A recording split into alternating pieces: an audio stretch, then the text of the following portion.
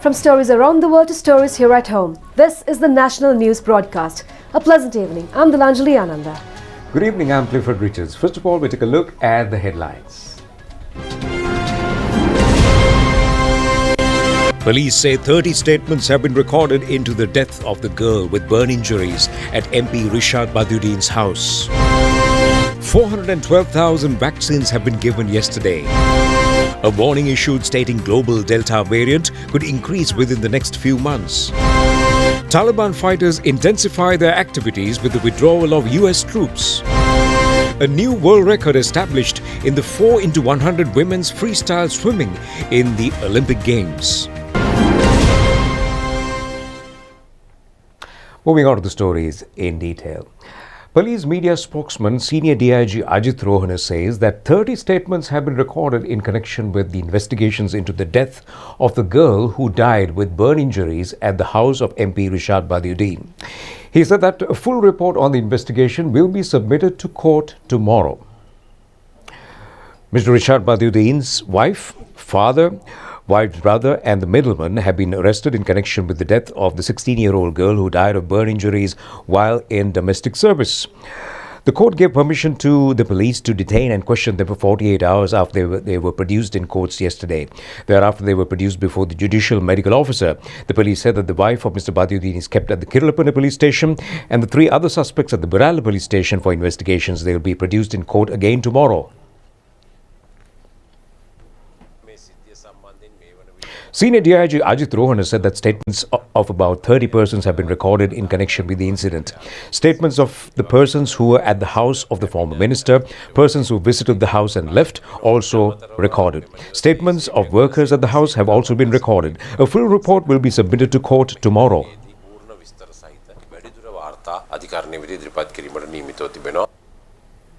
A financial donation was made to the parents of the girl on the occasion. The state minister attended a workshop on children subjected to abuse and violence yesterday. It was held at the Norelia district secretariat.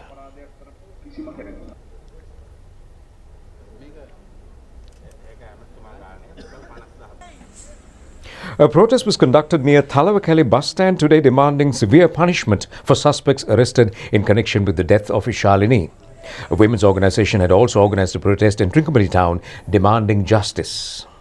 State Minister P.L. Nishantha met the parents of the deceased Ishalini in Norelia yesterday.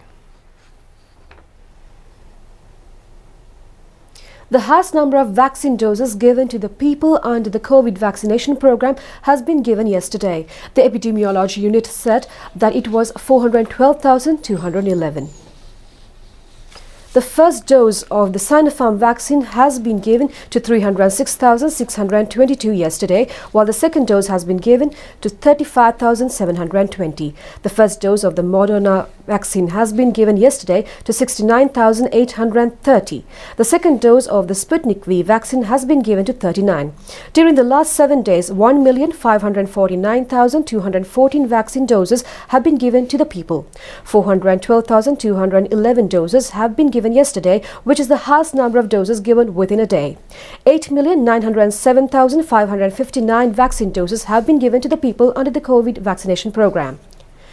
12,159,930 vaccine doses have been received by the country so far. 72% of them, which is 8,795,830 doses, have been purchased by the government. State Minister Professor ChannelEye Rupavahini said that the government spent 15.46 billion rupees to purchase them.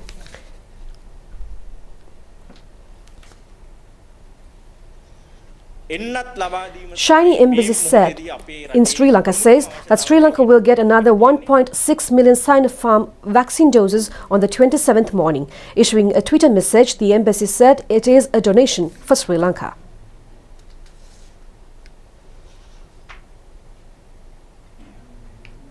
Vaccination took place successfully today as well in various areas of the country.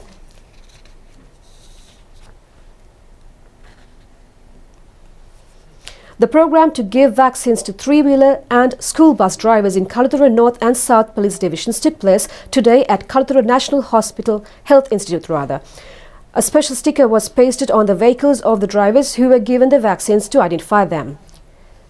Kasbaba Medical Officer's office was instructed to close the garment factory in Kasbaba, Jambrilia, Lulavala area where 6 patients with suspected mutant COVID variant was found. Kasbaba Medical Officer Dr. Samanthika Vijayasundara said the decision was taken according to the instructions of Health Services Director General. 4 novice monks at Goal, Vatugedara, Vijayasrivardhana Mulyadaram temple have been infected with COVID-19. An individual has fled from COVID treatment ward at Navalapita District General Hospital today. Health authorities said that he was arrested by police at Merivale police checkpoint while he was going to his home and sent back for treatment. Health authorities said that 20 persons who were in the bus with the infected person were subjected to self-quarantine. 1,190 COVID-19 patients were found from the country today. 937 fully recovered patients were left hospitals today. Police have arrested 149 who violated quarantine regulations within the 24 hours ended at 6 a.m. today. 52,000 have been arrested with the offence so far. Sri Lanka-Japan Vehicle Importers Association has donated 26 ventilator machines to treat COVID patients. The machines, valuing more than 40 million rupees, were handed over to hospitals recently. The donation has been made on a request from Sri Lanka Embassy in Japan. The Director General of Health Services confirmed today 45 COVID deaths occurred yesterday. And now a quick check on the global COVID situation. Australia's New South Wales logged its second highest daily increase of the year in locally acquired COVID-19 cases today amid fears of a wave of new infections after thousands of people joined an anti-lockdown protest. Australia's New South Wales reported this year's second highest daily COVID-19 case increase on Sunday. That comes a day after thousands of people gathered in Sydney to protest lockdowns. Those protests have stoked fears of a new wave of infections and threats of a longer lockdown in one of the nation's most populous cities. New South Wales Premier Gladys Berejiklian condemned the protesters. In relation to yesterday's protest, can I say how absolutely disgusted I was? It broke my heart. Millions and millions of people across our state are doing the right thing. And it just broke my heart that people had such a disregard for their fellow citizens. Prime Minister Scott Morrison called the protests reckless and self-defeating. Millions of Sydney-siders who stayed home. They're the ones who are bringing an end to the lockdown sooner, not those who are putting themselves at risk, those around them at risk, particularly the police at risk, and that was a very selfish act. New South Wales is struggling to control an outbreak that began in June, driven by the highly contagious Delta variant. But despite 4 weeks of lockdown in Sydney, the numbers remain stubbornly high. Overnight, New South Wales reported 2 deaths, including a woman in her 30s with no pre-existing conditions. State leaders have blamed the government for a sluggish vaccine rollout, owing to supply shortages and changing medical advice for AstraZeneca shots. To speed up the process, Canberra on Saturday updated its advice on that vaccine once again, urging anyone under the age of 60 to strongly consider getting vaccinated with it. It had previously advised against AstraZeneca for anyone under that age due to concerns about blood clots. The U.S. Justice Department has decided not to open a civil rights investigation into nursing homes in New York, Pennsylvania and Michigan regarding their COVID-19 response, dealing a blow to several Republican lawmakers who had demanded a probe. The Justice Department will not open a civil rights investigation into New York, Pennsylvania, and Michigan's handling of COVID-19 at nursing homes. In a letter released late on Friday by the Office of Republican Congressman Steve Scalise, the DOJ said it had reviewed information provided by the states, and based on that data, it was not opening an investigation. The decision is a blow to several Republican lawmakers who had demanded a probe. Scalise on Friday tweeted, "Absolutely shameful," adding that Justice Department officials were complicit in these Democratic governors' cover-ups. At issue was whether the 3 Democratic-led states inadvertently added to the coronavirus death toll in the early stages of the pandemic by allowing nursing homes to take in residents who had been hospitalized for COVID-19. People died.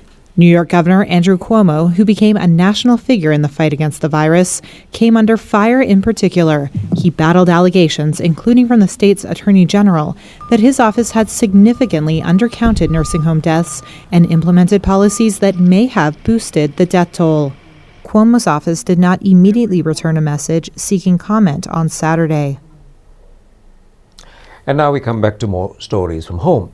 Secretary to the Ministry of Education, Professor Kapila Pereira, has requested the teachers to come forward to provide education to the students amidst the prevailing circumstances.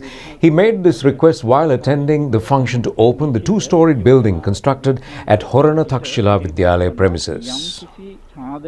Professor Kapila Pereira said that the proposal on salary anomalies of teachers and principals will be submitted to Cabinet tomorrow. He requested to continue with the online teaching on behalf of the students. He further said that if there are problems, those should be solved through discussions considering the present situation in the country.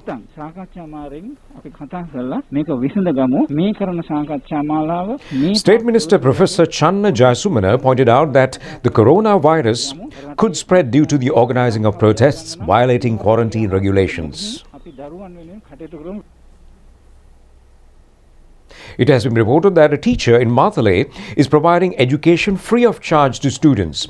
He is reported to have expressed willingness to continuously teach 6 students in grade 5 of Wilgamua Himiliakada Primary School. There are 22 students in the school. 7 students are sitting for the grade 5 scholarship examination. 6 of them are coming to school daily.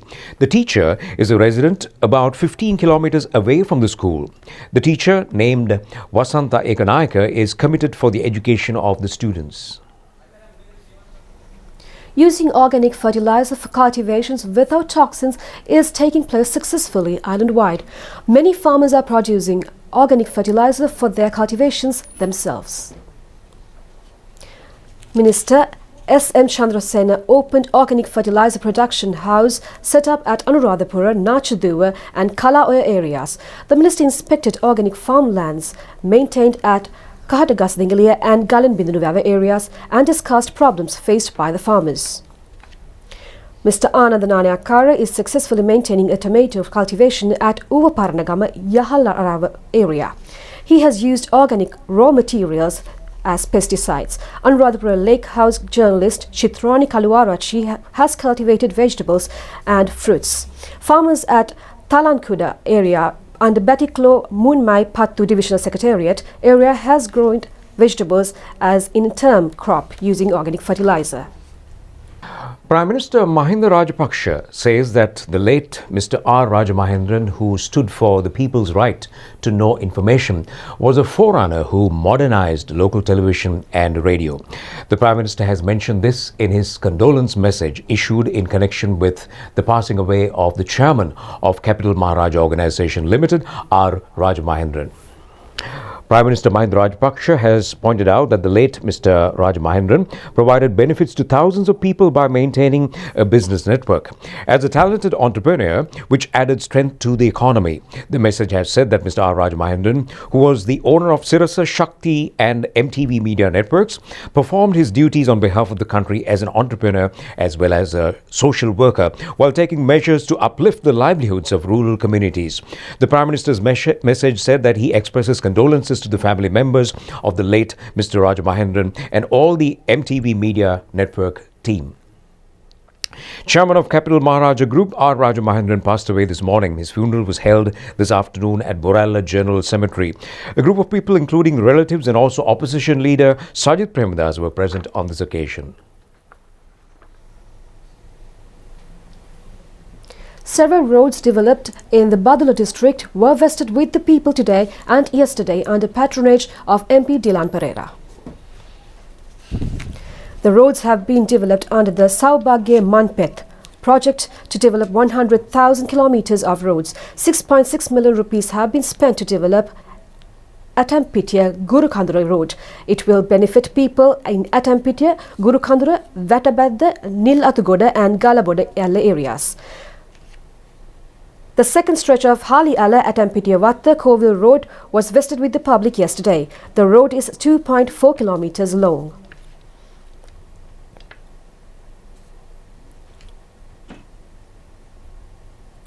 The first phase of Passara Udagama Jamburegama road developed under the Saubhagya Manpeth road development program was opened today. It will benefit 100 families in Gangodagama, Alakandura, Ilugliyadda and Ambagahaliyadda villages.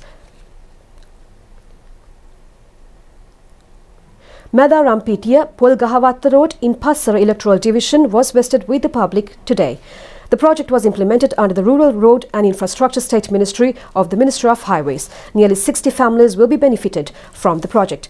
28 million rupees have been spent to build Passara Kirimadu Tanna Road that will develop by laying asphalt from 2 kilometers. 500 farmer families in Kirimadu Tanna, Ganivatta, Palagolla, Galboka and Kohombagara will be benefited from the project. Exciting moments from Tokyo 2020. Now we're going to focus our attention on our special feature titled Medal Hopes.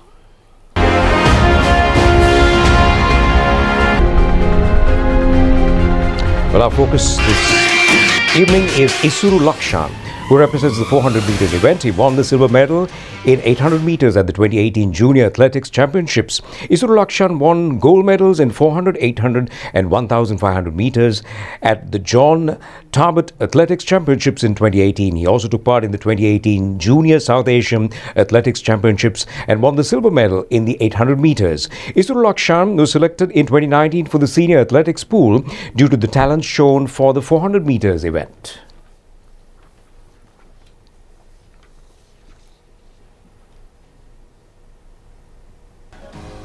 Lots of promising talent, and on that news note, it's time to end the news. Do enjoy the rest of the program. Take care. Good night. Good night.